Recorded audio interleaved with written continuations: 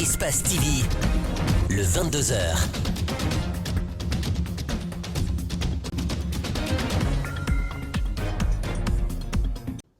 Bonsoir à tous, bienvenue aux 22h d'Espace TV. Voici tout de suite le sommaire de ce journal. Maître Djibril Kouyaté a rempli pour un nouveau mandat à la tête de l'ordre des avocats. À sa propre succession, il a été réélu ce samedi à l'issue de l'Assemblée annuelle élective. Djibril Kouyaté promet de se mettre au service de tous. Les tenanciers de bars et restaurants, toujours dans les difficultés de fonctionnement, à quelques jours des traditionnelles fêtes de fin d'année, ils plaident pour l'assouplissement de l'état d'urgence. Plus de précisions à suivre dans ce journal. Et puis enfin, vous suivrez la rubrique consacrée à la culture avec en toile de fond les infos culturelles.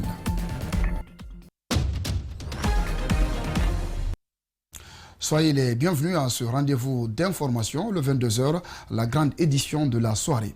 Les manquements et lacunes ont affecté ces dernières années le travail gouvernemental et empêché l'atteinte des objectifs prévus, ont été passés au crible ce jeudi par le président de la République. C'était à l'occasion du traditionnel Conseil des ministres tenu ce jeudi à Conakry par visioconférence. Plusieurs autres points ont été soulevés au cours de la rencontre. Mariam Fodé Camara commente les images d'Elhadji Aliouba. 3 points étaient à l'ordre du jour de ce conseil. Il s'agit du message du président de la République, le compte-rendu du conseil interministériel et les questions diverses. Au titre du premier point, le chef de l'État a félicité les membres du conseil pour leur engagement au processus électoral avant d'inviter les ministres en charge de la justice, de l'administration du territoire et de la citoyenneté à informer l'opinion sur les dessous des remous et des troubles politiques récents. Tout en révélant les véritables intentions de leurs commanditaires et les risques auxquels ils ont exposé l'État et la nation. Il a insisté sur la vigilance des services compétents dont les actions préventives ont empêché notre pays de sombrer dans le chaos et la désolation. Il a mis en particulier l'accent sur les insuffisances essentielles suivantes. 1. La faiblesse de la communication gouvernementale pour contrer la campagne de dénigrement organisée par certains opposants, organisations de défense des droits de l'homme qui occultent systématiquement les cas de violence avérés et assumés par des partis politiques et des organisations de la société civile profondément politisées.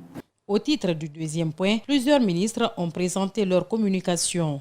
Au terme des débats, le Conseil a donné son accord au ministre pour la mise à jour des actes de classement des forêts classées à travers un projet de décret à soumettre à son attention. Le Conseil a demandé une concertation interministérielle dans le but d'impliquer les gardes forestiers dans le suivi de la question environnementale dans les zones minières. Le président de la Commission devra rendre compte régulièrement de l'évolution de la situation au Conseil des ministres. Le Conseil s'est réjoui des progrès enregistrés par la Guinée. Avant de lever la séance, le président de la République a donné de larges informations sur l'actualité nationale, africaine et internationale.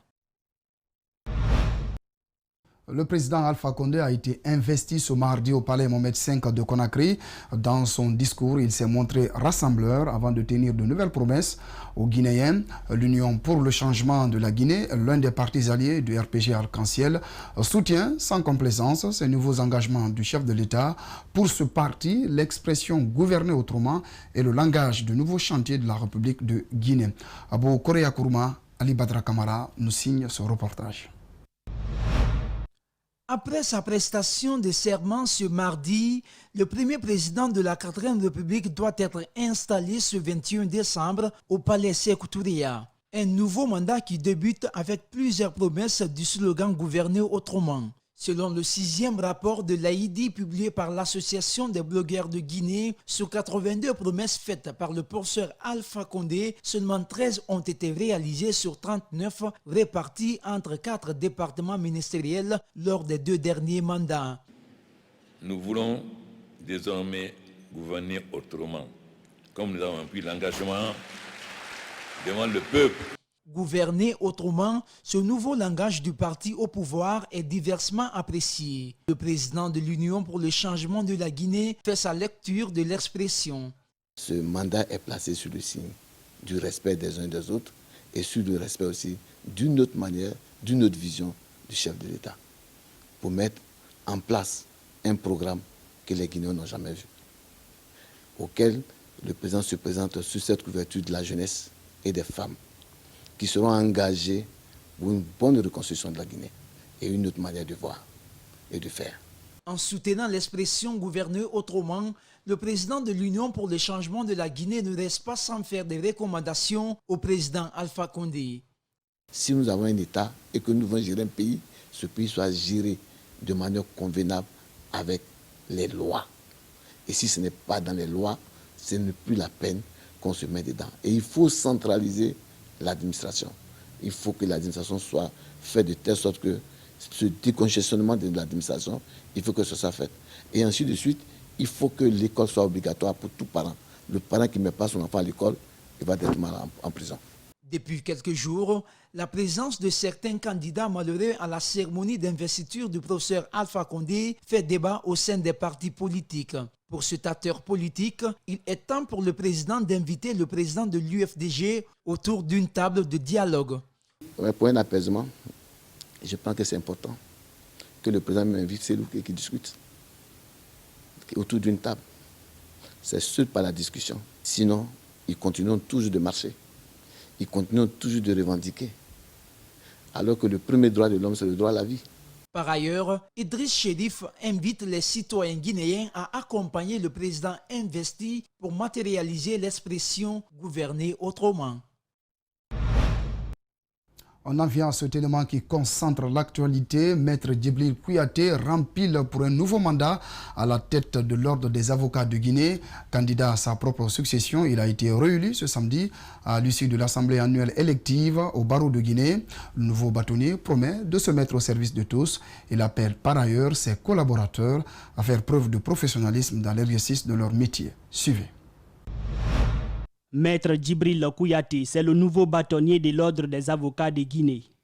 Élu le 21 décembre 2018, ce bâtonnier sortant a été tout simplement reconduit ce vendredi à l'issue d'un vote organisé par ses pairs. Vous nous avez reconduits parce que vous croyez en nos capacités intellectuelles et morales d'élever notre barreau au niveau de vos aspirations. Nous vous donnons l'assurance que nous ne vous décevrons pas.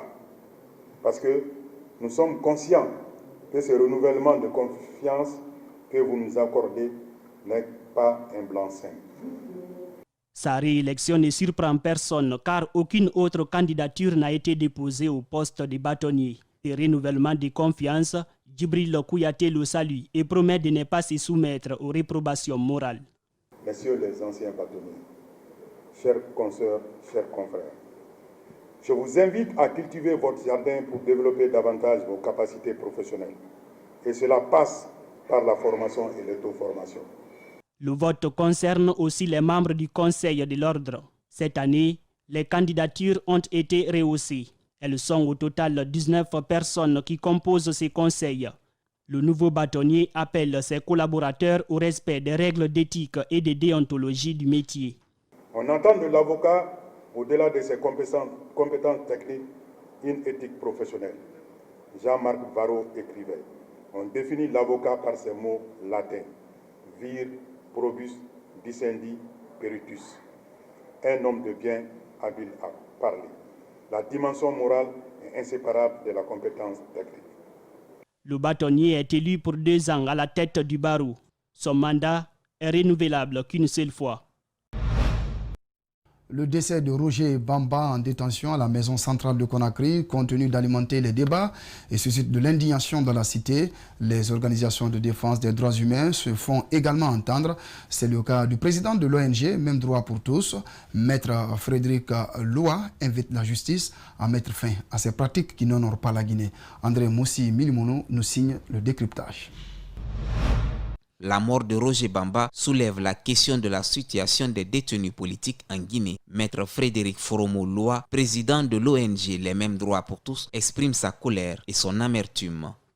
Il y a eu déjà assez de morts et depuis un bon moment, nous assistons à une succession de décès dans les prisons guinéennes sans que l'État demande une enquête pour éclairer l'opinion nationale sur les circonstances de ces décès-là. C'est regrettable et nous demandons que cette situation s'arrête.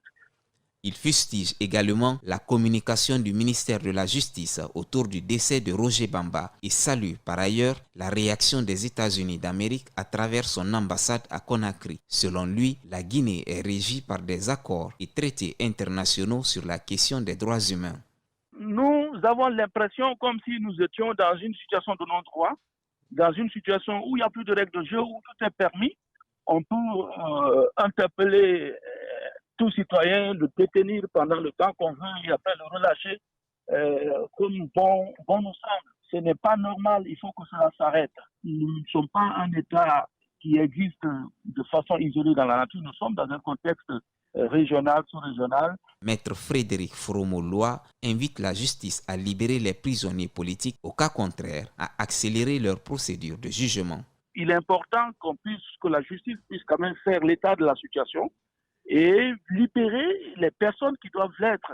Et si ce n'est pas le cas, on accélère la procédure pour que le jugement soit fait. Mais on ne peut pas, encore une fois, détenir des gens. Il y a actuellement des centaines de personnes à la maison centrale pour des raisons d'opinion politique ou autres.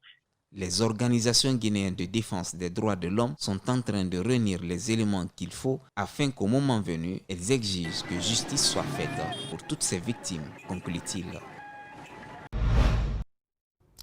Dans l'actualité encore, le migrant est mon frère, c'est le thème retenu cette année par l'Union syndicale des travailleurs de Guinée USTG pour célébrer ce vendredi la journée internationale des migrants.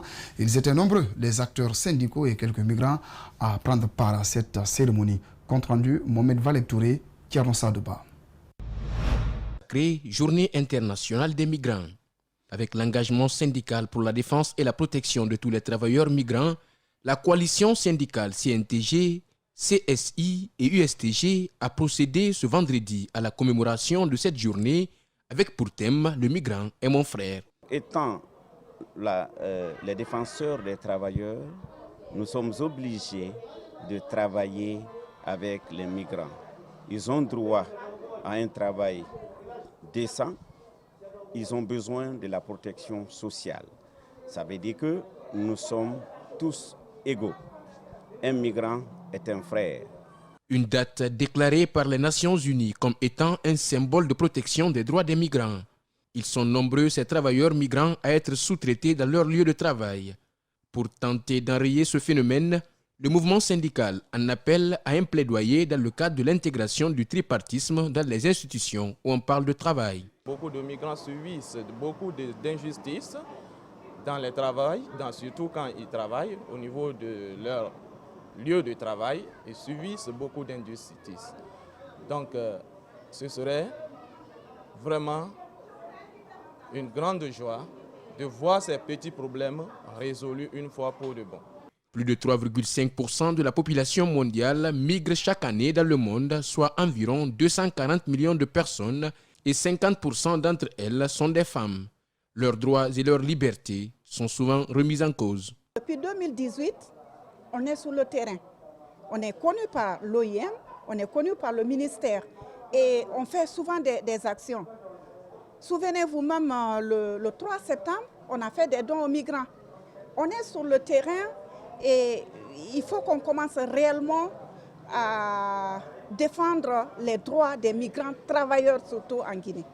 En Guinée, les migrants retournés s'investissent dans les activités de sensibilisation avec l'appui logistique et la formation de l'OIM Guinée. Les syndicats plaident en leur faveur en défendant leurs droits.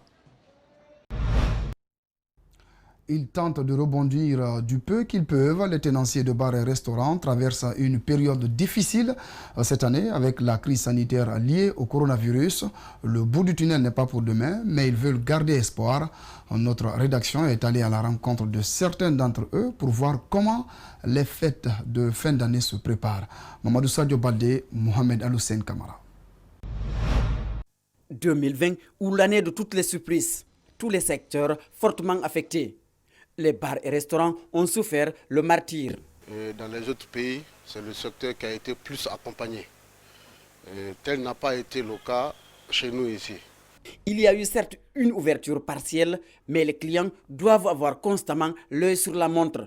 Si ce stress se répercute sur le calendrier des responsables des restaurants, Que dire des propriétaires des boîtes de nuit? Ça reste encore assez compliqué parce qu'on doit libérer notre personnel assez tôt pour qu'ils puissent passer au barrage. Et ensuite, tout ce qui est boîte de nuit, ils ne peuvent pas encore ouvrir officiellement. Au-delà des emplois offerts, il y a surtout l'encadrement des jeunes filles, notamment, que l'État ne devrait pas perdre de vue. Et la plupart de ces structures emploient les jeunes filles. Et ces jeunes filles, s'ils sont en train de chercher leur quotidien à la sueur de leur front, c'est encore mieux qu'aller se prostituer. Mais ici, ça c'est fermé. Ça les envoie automatiquement à la prostitution. Parce qu'il faut qu'ils vivent.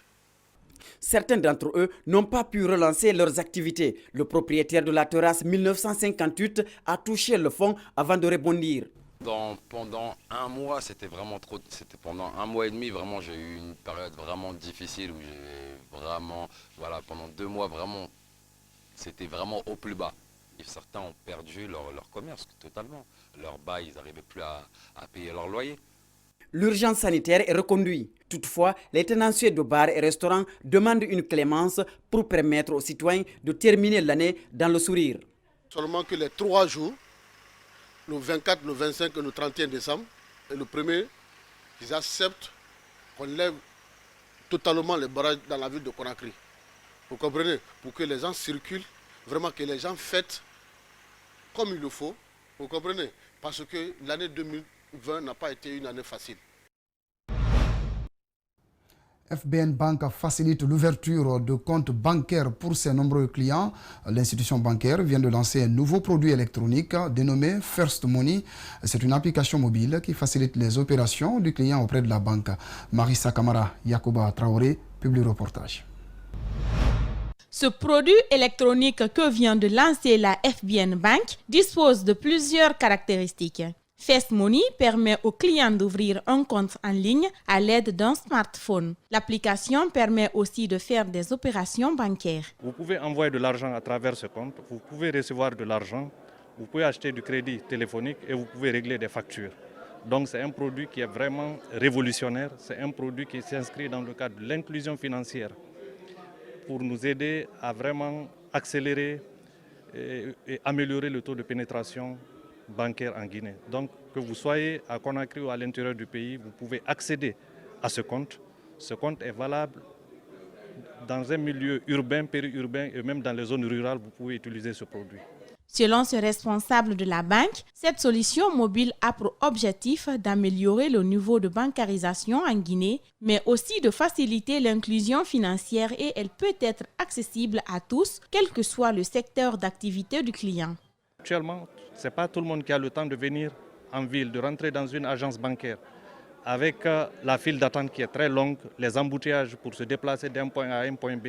Donc partout où vous êtes, vous pouvez accéder à votre compte. Donc c'est une manière de contribuer, c'est une manière de se rapprocher davantage de notre clientèle, une manière pour concourir à capter le maximum de clients possible parce que vous n'êtes pas obligé forcément de venir à Kaloum, à Madina, à Taouya pour accéder à votre compte. Partout où vous êtes, vous pouvez accéder à votre compte. Présente en Guinée depuis plus de 7 ans, FBN Bank est une filiale de la First Bank du Nigeria avec plus de 126 ans d'expérience à travers le monde. La direction de la banque invite ses clients à s'approprier de ce nouveau produit mis à leur disposition pour toutes les opérations bancaires.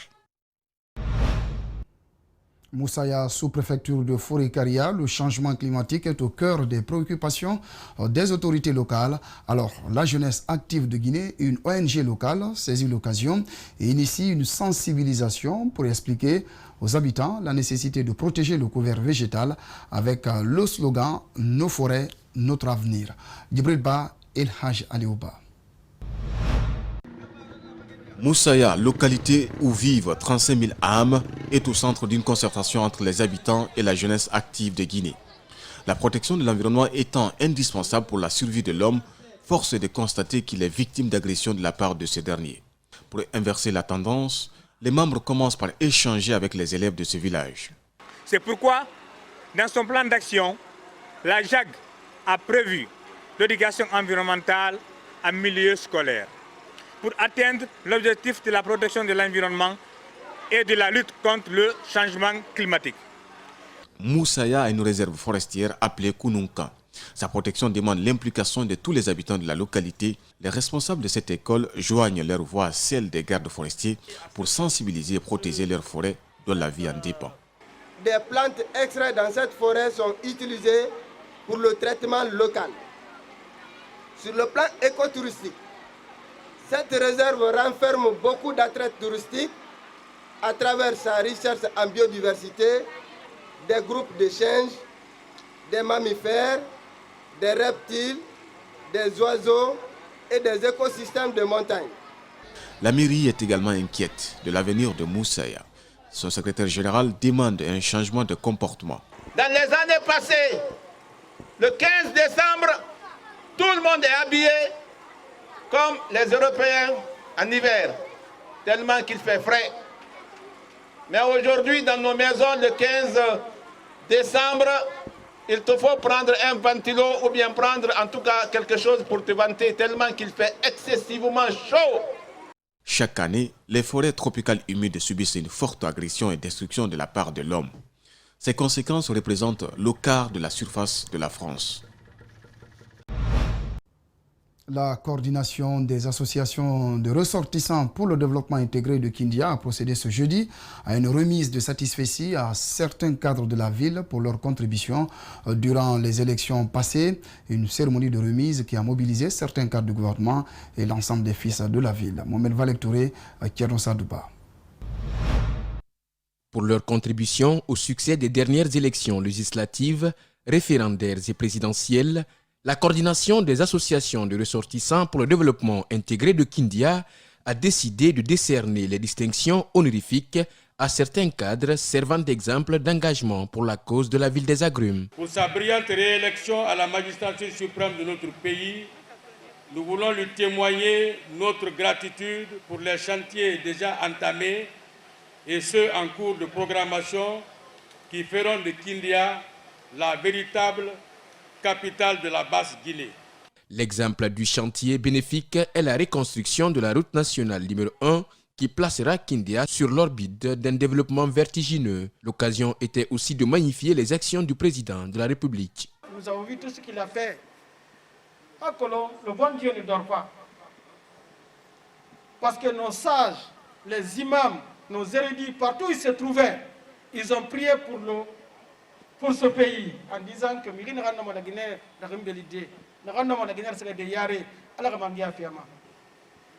et le bon Dieu a vu tout le monde. Certains se sont battus pour brûler ce pays. Certains se sont battus pour même assassiner des gens. Mais les gens n'en parlent pas. C'est pourquoi je profite devant la presse pour vous dire, ne restez pas d'un seul côté, restez au milieu, dites la vérité, c'est tout. Plus de 20 hauts cadres des structures publiques sont bénéficiaires de diplômes d'excellence, 26 autres des attestations de reconnaissance, ainsi que 2 diplômes d'honneur. Une cérémonie présidée par certains ministres de la République. Je suis très réconforté, à plus d'un titre, d'avoir une satisfaction pour avoir accompli mon devoir, pour avoir accompli ma mission. Cette mission, c'est quoi? M'a été confiée par le président de la République. Kindia, ou la ville des Agrumes, est magnifiée par ses filles et fils qui défendent sa cause et apprécient les infrastructures en cours. Un atelier de restitution des connaissances de production sur le territoire guinéen s'est tenu dans la commune urbaine de Boké. C'est une initiative de GDR avec l'appui du CFC et la Fondation France qui s'inscrit dans le cadre de la rémunération des revenus de 150 producteurs.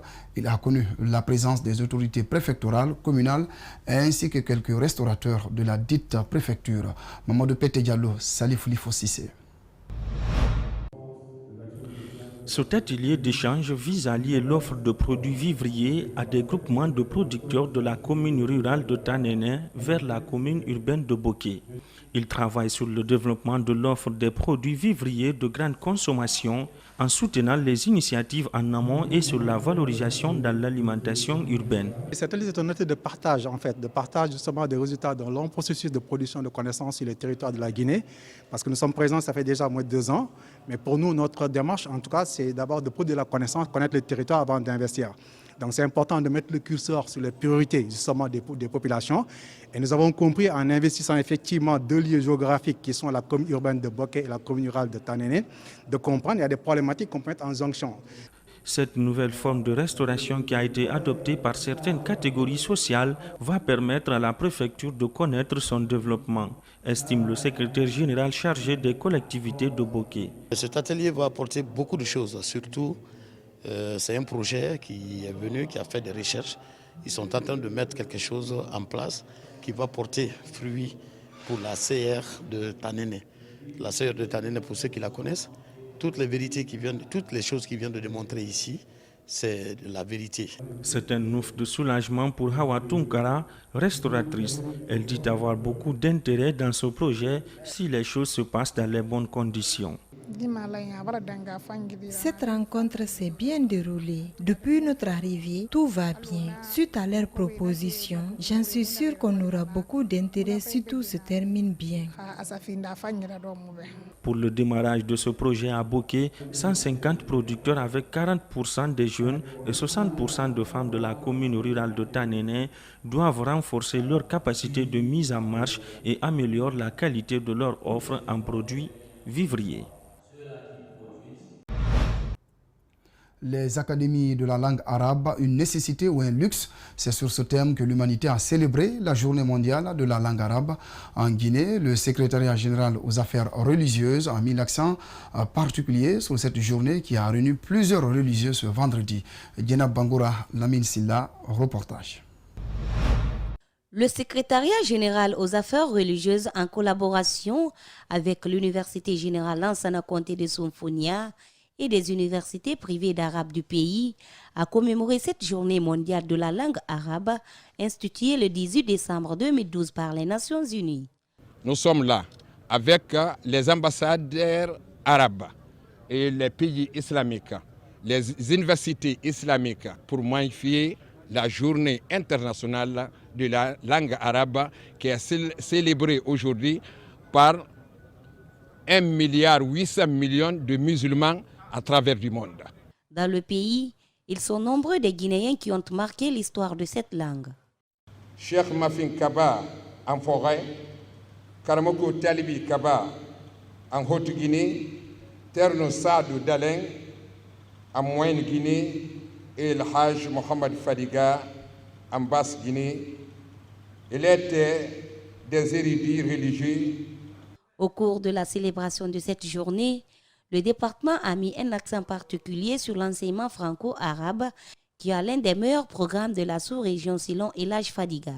Mais malheureusement, aujourd'hui, il est confronté à d'énormes difficultés. Les faiblesses des filières, l'insuffisance des cours donnés en français, le manque de formation continue pour les encadreurs, le bas niveau des enseignants, l'insuffisance de volume horaire prévu pour les matières arabes, le manque de manuels scolaires et de matériel didactique, l'absence du profil technique dans l'enseignement professionnel.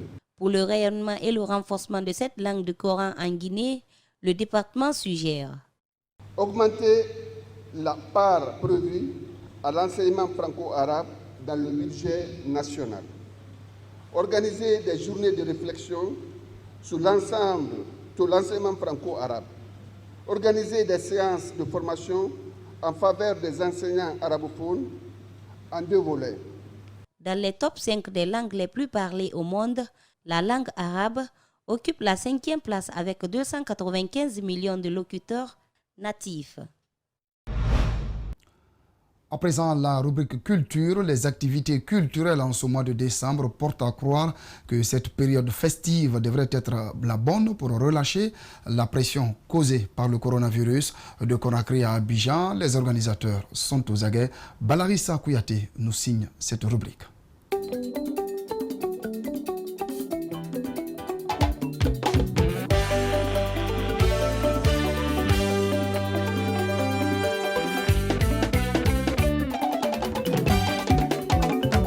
Mesdames et messieurs, bonsoir. Merci de suivre avec nous l'actualité culturelle sur le plan national.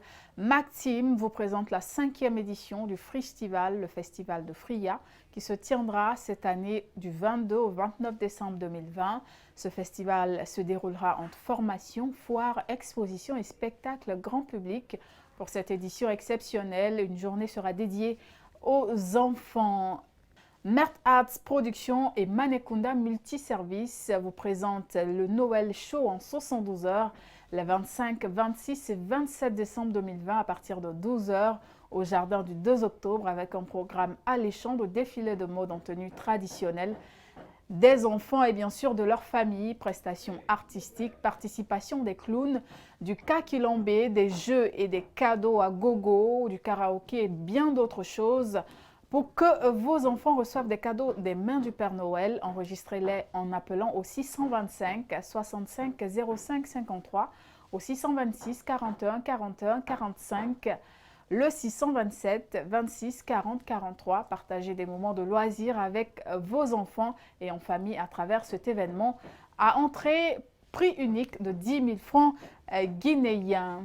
Sur le continent, Fally Ipupa sera à Abidjan pour une série de concerts live le 26 décembre 2020 au Sofitel Abidjan Hôtel Ivoire à 21 h au tarif unique de 100 000 francs CFA plus un album offert, et le 27 décembre pour un concert grand public au stade de l'université Houphouët-Boigny à 16 h, le VIP à 10 000 francs CFA et le grand public à 100 000 francs CFA. Merci à tous pour cette attention, bonne suite de programme. Merci à Balarissa Kouyaté pour cette rubrique. Mesdames, Messieurs, c'est la fin de ce journal. Merci pour votre aimable attention. Ce journal est à retrouver sur notre site espacetvguinée.info. À toutes et à tous, excellente soirée sur Espace TV.